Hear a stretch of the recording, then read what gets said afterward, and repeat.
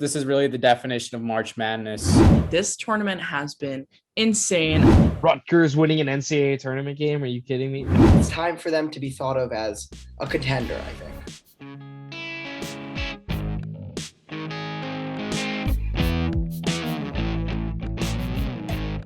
Hello, everyone, and welcome to Keeping Score with Laney and Dylan, a podcast show dedicated to bringing analysis of Rutgers sports and sports around the country. I'm Laney.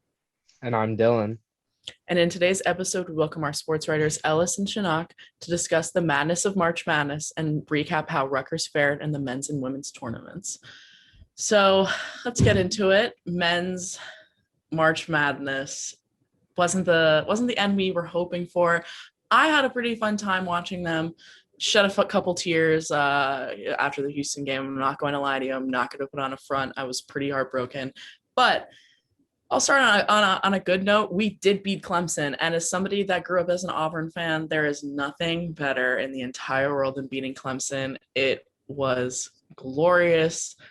Again, Geo Baker just showing off what Geo Baker does best. It was just beautiful watching him. I'm going to miss him. Dylan, how'd you feel about the Clemson game? It's always nice to see a team beat Clemson, especially when you're a college football fan and you're used to Clemson beating everyone and having the next best quarterback prospect at all times.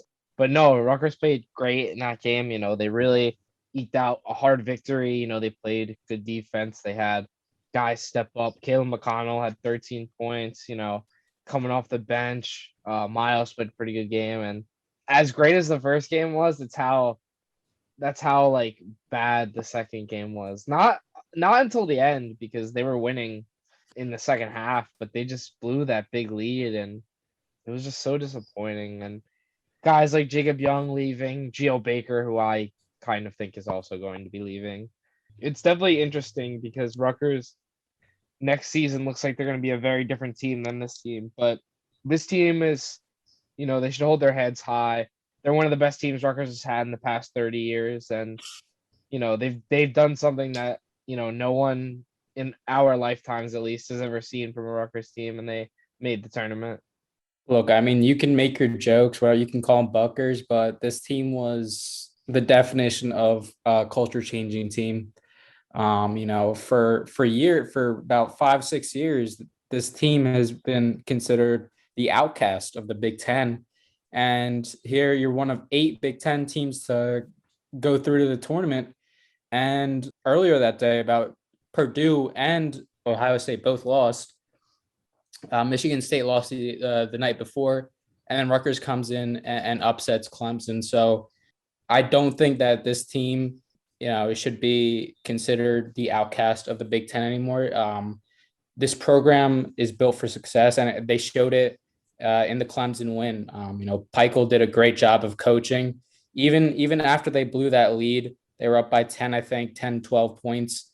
And they're just so good in the nitty-gritty games, you know, because they play down and dirty. They're good at rebounding. They're good rebounding and defensive team. And that comes from the coaching of Peichel. So, you know, you can say whatever you want, but I think this team's this isn't a fluke. This is a good program. It wasn't a good team. They'll be back next year. As long as Peichel's the coach, I don't see them going back to the hole that they were in for 6-7 years. Yeah, when looking at the season, it might be hard, and it's hard for me, especially after the game. But you got to kind of put things, in my opinion, in perspective.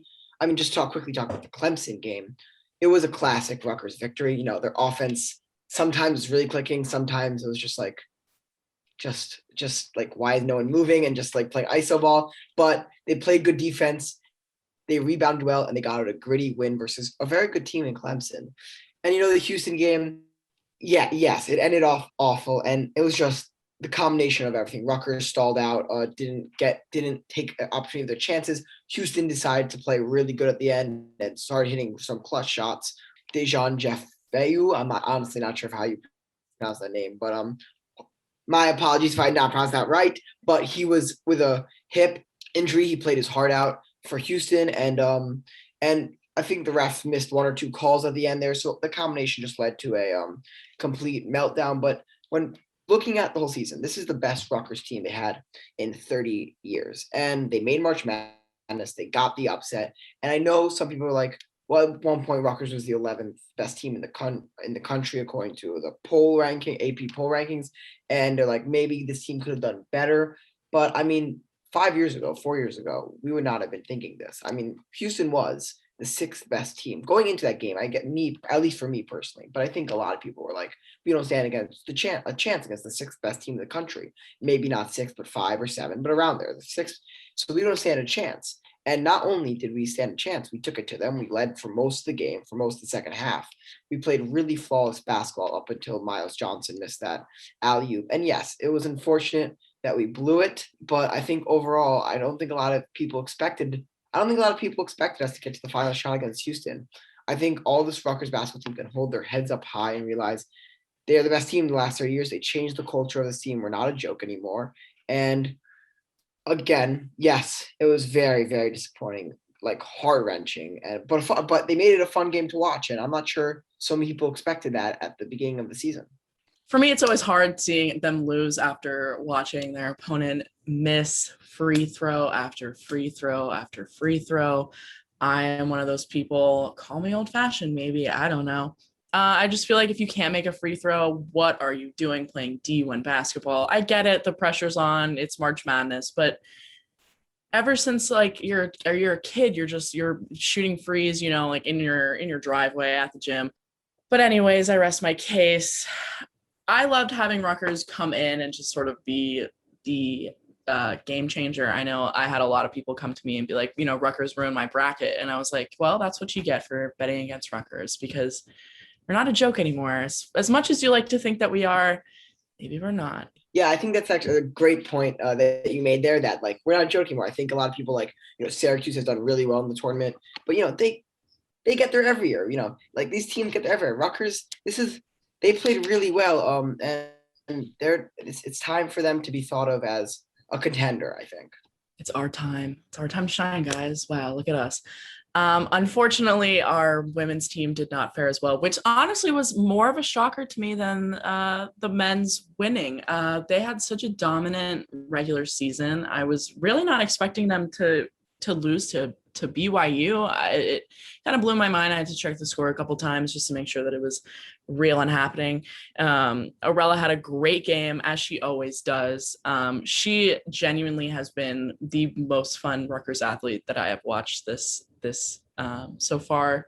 Throughout all the sports that have been happening, she amazes me. I feel like running, the Targum desk, I'm always pushing out a story about her consistently, if it's awards or breaking records or something, but she is killer. She's that bright spot on that loss, but tough loss. How'd y'all feel about the women's game? I mean, this one again, it just ended up just like the men's game. They blew a 12-point lead, unfortunately. And for a better part of the game, I really thought that, they were dominating. Unfortunately, down the stretch, obviously didn't execute.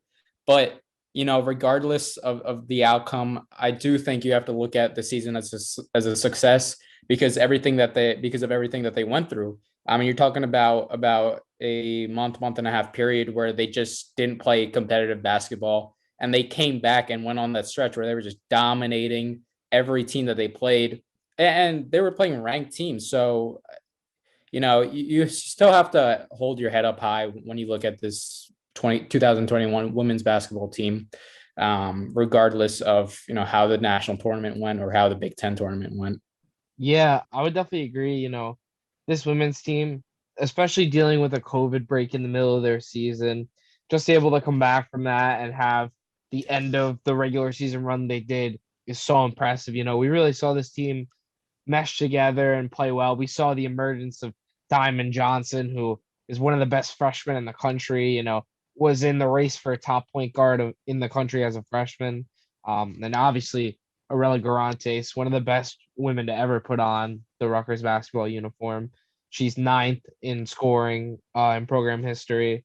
She got almost 1,700 points. It's obviously their performances in the Big Ten tournament with a quarterfinal loss to Illinois and in the NCAA tournament with a first round loss to BYU is, not ideal, but this team will be remembered, as a team who, was exciting and, they made the most of their interesting season, I would say. Despite the bitter taste left, I think, in like a lot of Rutgers fans' mouths after that, just because like how the way the last two games ended, I think, and this is partly due to the nature of college basketball, the fans get March Madness tunnel vision because it's at the end, it's the biggest, most promoted, and it's awesome, but it's tunnel vision because it's one game, and the nature of March Madness is it's madness. You could like the best team could lose, so I think we have to be careful in judging a season solely on March Madness. And yes, they did not do good on March Madness. And the game itself against BYU is kind of mind blowing because if you look at the box stats and the box scores, it doesn't make sense. Rutgers led in pretty much every category except for assists, and they got slightly edged out in rebounds. But no, they actually won rebounds. They got slightly edged out in offensive rebounds.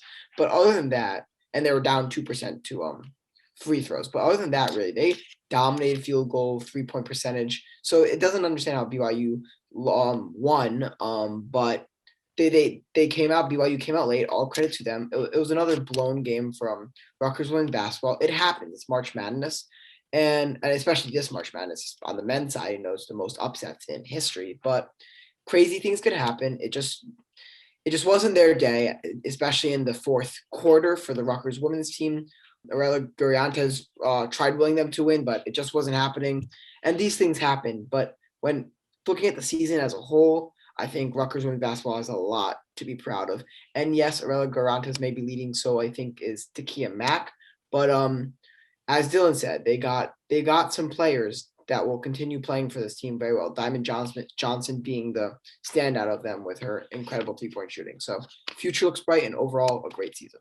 Yeah, I don't worry too much about the future of Rutgers women's basketball just because we have that history. And I know with C. Vivian Stringer, she is just an amazing coach. So I really have no worries when it comes to the future of that program. I know they're going to be a front runner. I'm sure they'll be right back in March Madness next year.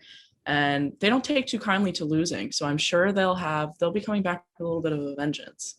But unfortunately, neither of our teams are going to be continuing in this March Madness, but that doesn't make the tournament any less exciting. This tournament has been insane. I don't know anybody that has a bracket that's still intact. Oral Roberts. I mean, what is going on? The Big Ten is kind of flopping in this tournament. Everybody likes to say that the Big Ten is one of the best basketball conferences in the country, but I don't know. The Big Ten is looking pretty shabby. How are y'all feeling about the overall March Madness that's going on right now? It's a good March Madness, I think. So far, it's been actually a very exciting March Madness, other than the aforementioned Rutgers game. But yeah, the Big Ten not showing out. I think in terms of predictions in the Sweet 16, you got to give it to Gonzaga. They've just, out of all of these big teams like that have played, they're supposed to be like the Iowas, maybe Baylor too, but the Iowas, the Ohio States, they've got knocked out. So Gonzaga has a clear path to the Final Four, and they look levels above anyone in this tournament right now. Michigan's the last Big Ten team standing. My prediction is that they'll be knocked out next because they don't have their star, and I don't think they played that great against LSU. So I think Florida State's going to get them out. We'll see. But yeah, the Big Ten, the Pac-12 came really out of nowhere. They've got 5 teams left, I believe. So good for them, but a very exciting March Madness, as usually all March Madnesses are. And the rest of the game might be exciting, but I think Gonzaga's got this pretty handily. Though I would like to see, I'm curious to see what the Syracuse team has to offer with Buddy Boeheim, the hottest player in the country.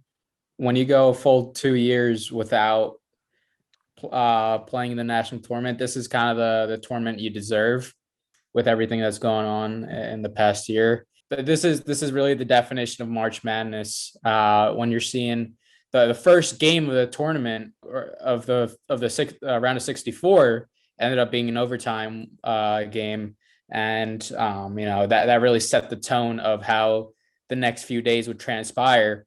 Like you guys said, Oral Roberts, Loyola Chicago. A lot of people talking about as a Cinderella story.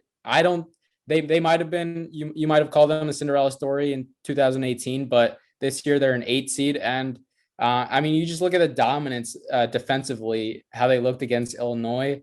I mean, just incredible. Like Io DeSumo and Kofi Coburn, they really they were struggling all game, and this is that was a really good offensive team that just couldn't get anything going offensively against Loyola Chicago. So that's been my favorite team to watch so far in the entire tournament, just because of how nitty gritty they are.